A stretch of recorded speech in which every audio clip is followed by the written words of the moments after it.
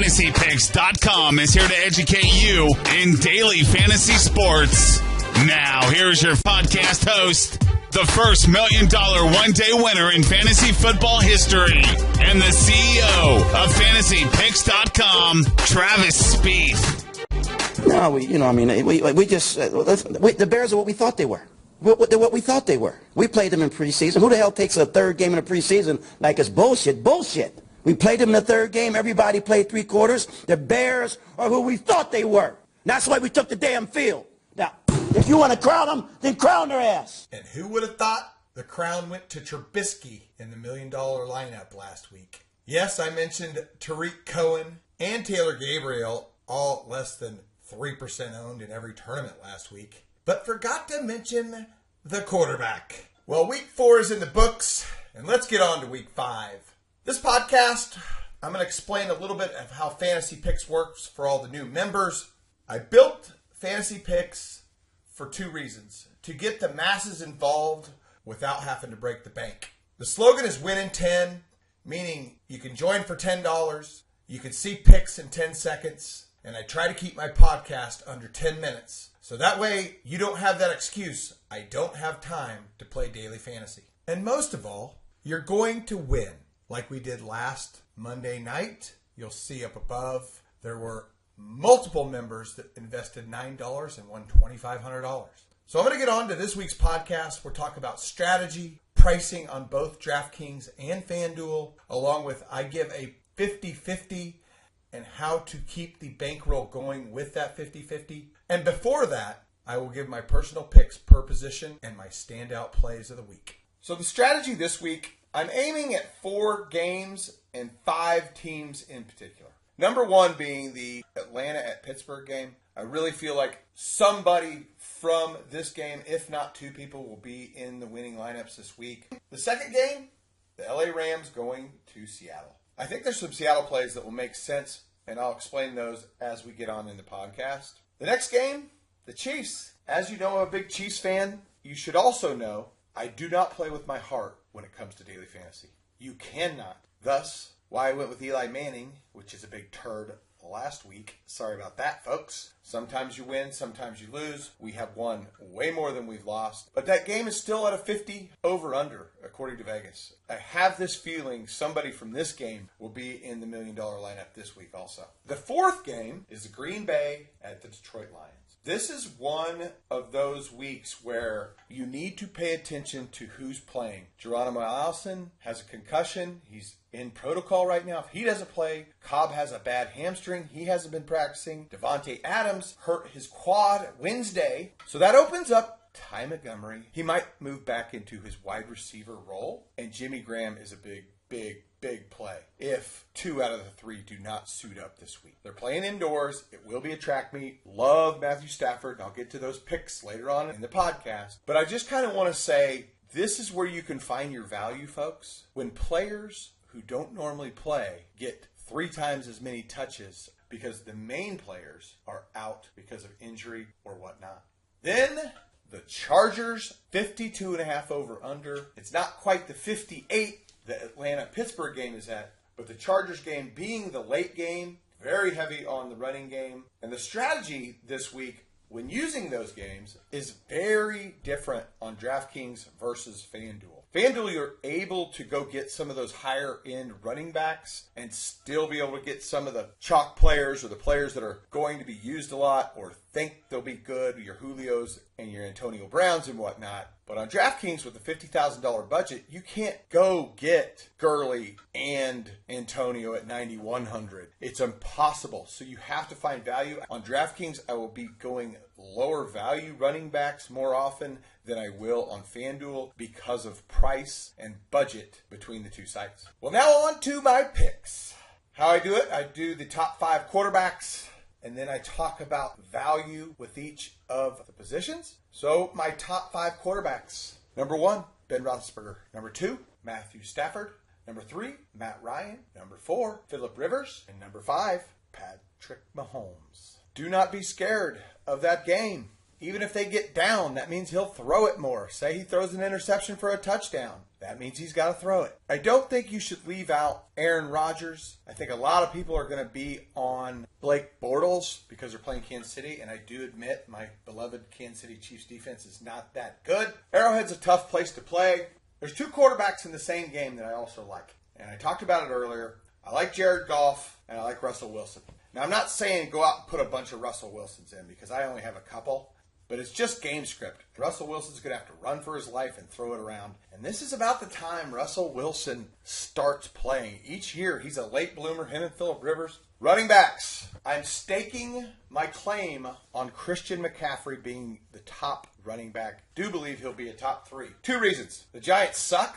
Carolina is coming off a bye. McCaffrey, especially on DraftKings, I like him even more. He's a little overpriced, which I think will drive down his owning percentage. But you'll notice I'll have a lot of Christian McCaffrey. He has not had a touchdown this year yet. And you've only got 1 or 2 more games before Greg Olsen comes back, which will take away some touches. I don't have to tell you about Gurley and Melvin Gordon. They're going to be the chalk. James Conner is probably my number 2 if you discount the top 3. Just because of that high over-under, you'll notice from my picks, I have put James Conner with a couple of the other quarterbacks just in case I'm wrong. Like last week, there were a lot of penalties with some of the quarterbacks I used in the end zone, so then they'd get it on the 1. And so him and Kareem Hunt are my number 2 and 3. David Johnson is a buy on both sites, 7,600 on FanDuel and 63 on DraftKings. DraftKings, he is just an absolute buy. Could not believe when he was only 6,300. Joe Mixon's a nice little playoff because he's been hurt, had knee surgery a couple weeks ago. But with Bernard out this week, they're kind of rushing him in. And Devontae Freeman is my number 5. He will be very low owned. Again, I suggest stacking that game. That is the way to win these big tournaments, is when you stack games and then pick some of the other players to fit into your lineups. The chalk will be TJ Yeldon. Again, they're playing the Chiefs. I'm not huge on him. I am going to put him in because if he does have a good game, I don't want to fall behind everybody because I think he'll be 15 to 20% owned. There are some really good buys at $6,200 and down. Breida will not be highly used. And if you remember, Arizona has had everybody run. They're the worst run defense in the entire NFL. So do not forget about Matt Breida. I would put him at number 6. Austin Eckler is a one-off. If they do get a big lead on Oakland, he'll get a little more run. Aaron Jones will be the chalk at 6,100, especially with all those wide receivers that are hurt or might not play. They've already ruled out Cobb. That means more touches for him. My Tariq Cohen call of last week is Ty Montgomery. 3,800 on DraftKings especially. He's been with Aaron Rodgers since 2015, so he's going on 4 years. Yes, he is a running back, but I think they'll put him in the slot, a wide receiver / running back this week. He's my call, and if you're going to play a Ty Montgomery, play him with one of the top running backs. And the other play is Dion Lewis. Wide receivers, Antonio Brown, Julio. This is their week. My 3rd favorite receiver this week is Doug Baldwin. Yikes. I know. It's game flow. I think they'll be playing from behind. He's back. He is who Russell Wilson looks to first. Cooper Kupp, all right there, $6,500 to $6,700 is just a primo spot to be. And the $6,100 to $6,300 wide receiver range will be the top 3 receivers this week. Golladay and Boyd are my favorite. And then it is Nelson Aguilar in that price range. Below $6,000, pick and choose any of those Jacksonville receivers. One of them is going to have a big game. They're all 59, 57, and 5,600 on FanDuel. Mohamed Sanu, if you're going to be in that game and you're going high-end running back, he is the play at 5,600 on FanDuel and especially on DraftKings at $4,000. Below, I've got two $5,200 receivers that I am going to play quite a bit. Now, when I say play these guys, I don't mean put them in 8 out of 9 lineups, and that's Martavis Bryant and Chris Kirk at 5,200. Love them both. One, because I think Oakland's going to be playing from behind, and that's when Martavis Bryant gets in the game. And I think the rookie-to-rookie will get their first touchdown. Then all the Green Bay wide receivers are in play. If Geronimo Allison clears protocol, which I think he will be an awesome play this week. Marquez Valdez-Scantling in my 50. If that tells you why I like the Green Bay receivers this week, It's that high over-under, and you've got Aaron Rodgers throwing you the ball.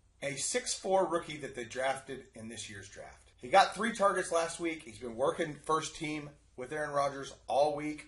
Jamon Moore, Equanius, I don't even know how to say it the right way, Equanimeous St. Brown, or Scantling. One of them will have a big game. On to tight ends. Jimmy Graham's number 1, Vance McDonald's number 2, Ertz is number 3, Kittle's number 4, Jared Cook number 5, Hooper number 6, Njoku number 7, and my sneaky play is Tyler Kroft. Defenses. This is a week where there's no stud defense that's like, that's the one. Anybody who tells you that there is, they've lost their mind. The Jaguars are always safe. Well, now they're playing against the Chiefs. So my favorite, and it's basically because of price point, the Bengals. They and the Titans are $3,900. So what I've done a lot of the time is I'll have the same lineup and just switch out the defense. My third favorite is the Browns. I know Baltimore just put it on Pittsburgh. It's going to be a messy game, so both defenses are in play. It looks like it might rain. And I expect the defensive line to get to Flacco because he's immobile. Then I like Denver, number 4. The Rams, number 5. The Chiefs, number 6. And the Jaguars,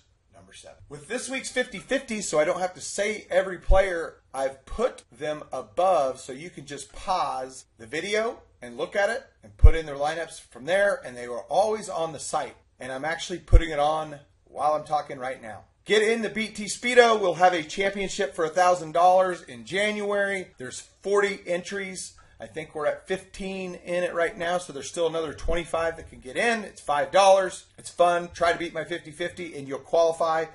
And I'm going to end the podcast right there. Go Big Ben. Our slogan here at Fantasy Picks, let us do the research.